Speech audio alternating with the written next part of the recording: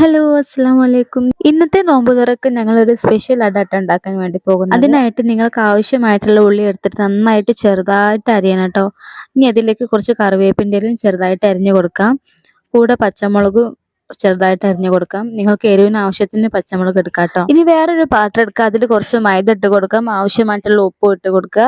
ഇനി കുറച്ച് വെള്ളം ഒഴിച്ച് നമ്മൾ ചപ്പാത്തിക്ക് കുഴക്കുന്നത് പോലെ ഒന്ന് കുഴച്ചെടുക്കണം കേട്ടോ. അധികം ടൈറ്റും ആവണ്ട, അധികം ലൂസും ആവണ്ട, അങ്ങനത്തെ ഒരു രീതിയിൽ കുഴച്ചെടുക്കാം.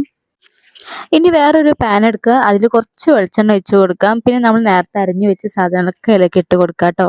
ആ ഉള്ളിയും പച്ചമുളകും കറിവേപ്പിൻ്റെലയും അരിഞ്ഞത് ഇട്ട് കൊടുക്കാം. എന്നിട്ട് നന്നായി ഒന്ന് ഇളക്കി കൊടുക്കാം. ഈ റെസിപ്പി നിങ്ങളും ഉണ്ടാക്കി നോക്കിയിട്ട് ഇഷ്ടമായാൽ ഒന്ന് ഫീഡ്ബാക്ക് അറിയിക്കുക. ഇനി ഒന്ന് അടച്ചു വെച്ച് വേവിക്കണം. അതിൽ ഇടയ്ക്കിടയ്ക്ക് തുറന്ന് ഇളക്കി കൊടുക്കും വേണം കേട്ടോ, കരിഞ്ഞു പോവരുത്. ഗൈസ്, ഞങ്ങൾ ഇതിൽ മല്ലിച്ചപ്പും പൊതിനയും അരിഞ്ഞിടാൻ മറന്നു പോയിട്ടുണ്ട്. അപ്പം ഞങ്ങളൊന്ന് ജസ്റ്റ് ചെറുതായിട്ടൊന്ന് അരിഞ്ഞു കൊടുക്കുന്നുണ്ട്. ഇനി ഇതിലേക്ക് കുറച്ച് മഞ്ഞൾപ്പൊടി ഇട്ട് കൊടുക്കാം കേട്ടോ. ഇനി നമ്മൾ ചിക്കൻ പൊരിച്ചെടുത്തതാണ്. ചിക്കൻ പൊരിച്ചിട്ട് അതിൻ്റെ എല്ല് കഷ്ണങ്ങളൊക്കെ മാറ്റി വെച്ച് കാമ്പ് മാത്രം എടുത്തിട്ട് ജസ്റ്റ് മിക്സിയുടെ ജാറിൽ അടിച്ചെടുത്തതാട്ടോ. അത് അതിലേക്ക് ഇട്ട് കൊടുക്കുക.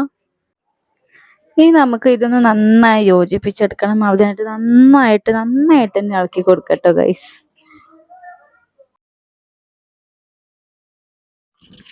ഇതിലേക്ക് നമ്മൾ കുറച്ച് ഗരം മസാല ചേർക്കുന്നുണ്ട്. ഇനി നമുക്ക് വേണ്ടത് തേങ്ങയാണ്. തേങ്ങ ചെറിയതും കുറച്ചിട്ട് കൊടുക്കുന്നുണ്ട് കേട്ടോ. അതിനിടയിൽ ഉപ്പൊക്കെ ഒന്ന് നോക്കുക കേട്ടോ.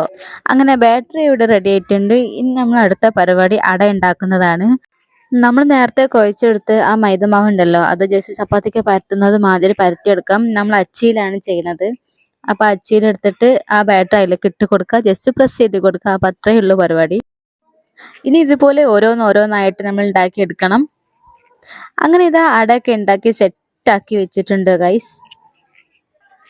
ഇത് പിന്നെ പ്രത്യേകിച്ച് പറയേണ്ട ആവശ്യമില്ലല്ലോ, ജസ്റ്റ് ഒന്ന് ഓയിൽ പൊരിച്ചെടുക്കണം, അത്രയേ ഉള്ളൂ. അങ്ങനെ ഓയിലൊന്ന് ചൂടായിട്ട് അതിലേക്ക് ഇട്ട് കൊടുക്കാം. ഞങ്ങൾ ചൂടാവുന്നതിന് മുന്നേ ഇട്ട് കൊടുത്തു പോയി ഗൈസ്. അങ്ങനെ ഇട്ട് കൊടുത്തതിന് ശേഷം കരിയാതെ ശ്രദ്ധിക്കണം കേട്ടോ. അങ്ങനെ ഓരോന്നായിട്ട് മറിച്ചിട്ട് കൊടുക്കുക. അപ്പം ഇത്രയേ ഉള്ളൂ പരിപാടി. അപ്പോൾ ഇന്നത്തെ വീഡിയോ ഇഷ്ടപ്പെട്ടാൽ ലൈക്ക് ചെയ്യാനും ഷെയർ ചെയ്യാനും സബ്സ്ക്രൈബ് ചെയ്യാനും മറക്കരുത്.